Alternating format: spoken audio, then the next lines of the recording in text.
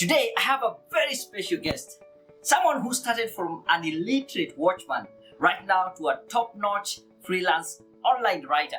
And he's going to share with us all these insights. And you better watch this video up to the end because some of the things that you will learn if you want to get to work online, it will just blow your mind off. So without further ado, let's get started.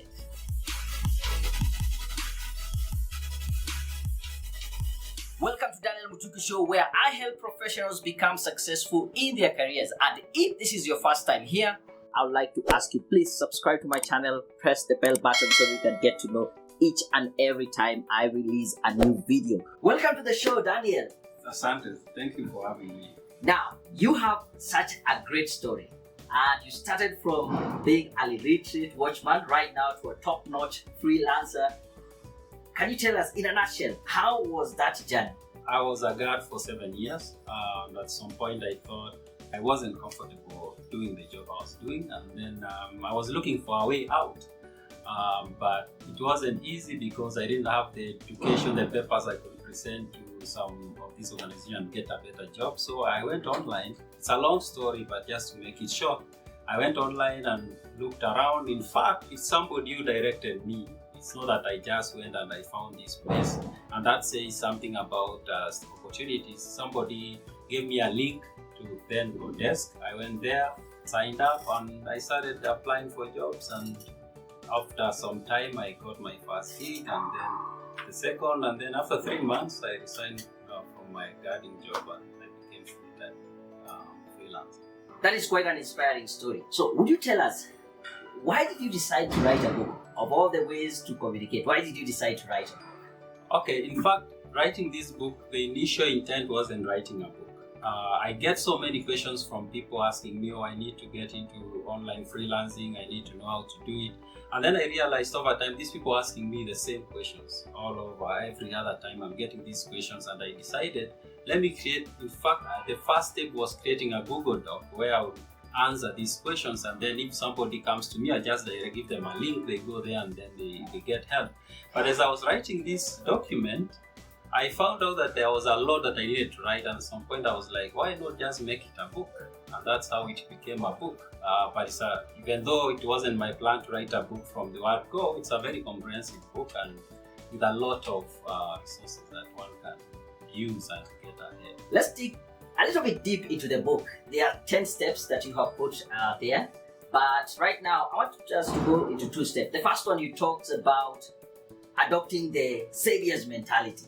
Would you tell us what that is all about? Yeah, so the first step is getting a savior's mentality, or putting yourself in that mindset of a savior. And the reason why I decided that to be the first step is because I realized that not having the savior mentality is what makes many people not to get jobs and to think that there are no jobs out there. The savior mentality is all about putting yourself in a situation where you are looking at the solutions you can give rather than looking at your own problems that you need solved. And when you look at the solutions you can give or how you can solve other people's problems, it opens a lot of opportunities. And I explain more about this in the book. So it's a very important step if you ask me, and that's why I put it to be the first, because I think it's a good foundation for the other steps to work. That is exactly what I teach people when it comes to CV writing. Most people have a CV which is a documentation of where they went to school, and they have that entitlement that they need to get that job. But from that savior's mentality, think about what value are you bringing on board and how you're going to help the employer solve their problems. So I think this book is really, really very good, and it can apply in all phases of our lives.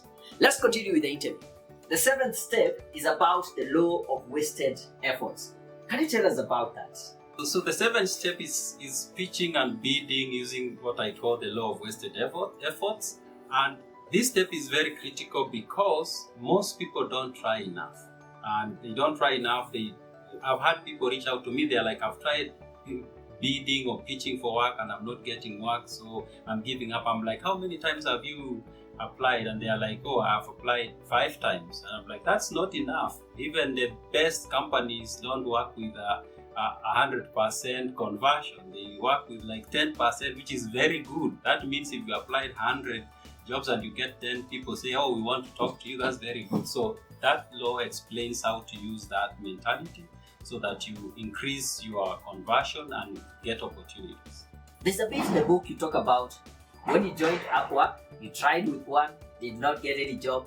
Then you tried week 2, still did get jobs, and you still went on to continue. Even you say you cannot believe you didn't give up. Can you tell us how did that process go and what really was pushing you not to give up?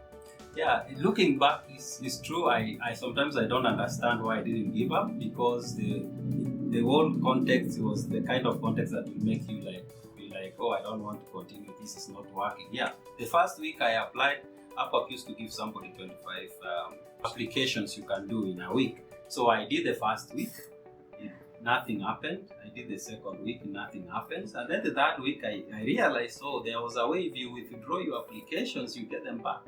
Then you can apply within the same week. So I apply one evening, all 25. In the next evening, I come back, check, and if nothing's up, I just withdraw all of them and then apply again. And I did that for like a week before somebody talked to me. So that says sometimes we don't try enough. We just try a few times and you're like, oh, it's not working. It still goes to the 7-step I mentioned of wasted efforts. Yes. You need to put in a lot of efforts for at least part of it to work. But if you just put in a few and you think something will work, it might not work. I really like that. I think that emphasizes, there's a quote that says, half measures never gets us anywhere. You need to commit fully, put in the time, try it out. If it doesn't work, then from there you will learn what works and what doesn't work and use that feedback to continue adjusting your efforts so that you can be able to progress. If someone was to buy this book, like what is the message that you want them to go home with? Like what are the 2-3 key takeaways that you'd like someone to get when they buy this book and read? At the end of reading this book, I want somebody to have the practical, to know what exactly they can do in a step-by-step way so that they get themselves from not knowing what they can do to getting clients who can pay them. That was my goal from the word go. So the takeaway is that they know what they can do and it works. I know right now so many people would like to get these books into their hands. So where are the places that they can be able to get this book? Currently, you can buy this book on Amazon as an ebook and also as a paperback, but locally you can reach out to Writers Guild Kenya and they will be printing and distributing the books. I'll make sure to include all those links in the description of the video so that you can be able to get the books. And finally, someone is at a certain point in their lives and they want to go out there and reach these big goals. At some point, yes, as you said, you are a workman, but right now a top-notch freelance online writer. How would you advise someone who wants to grow and get to their goals? From your story, what are some of the key lessons that you can be able to share with them? I think it's also still a mentality issue. If you want to move from where you are down there to somewhere up, I think it's very important for you to focus on the next step you can take to move. Most people waste a lot of time beating themselves and getting worried, and they don't give the energy where it is desired, where it's maybe learning a new skill or going out there and talking to people to try to get some job or to try to tell them how you can solve their problem. So I'll just say the best way to move is to have that mentality of focusing on the next step you can take. Thank you very much. I really appreciate you joining us today. Thank you for having me. Make sure you go out there and get that book. Also, take a look at this video on online jobs here in Kenya that will pay you through Mpesa. Make sure you like this video, subscribe to the channel, and until my next video, I'm out.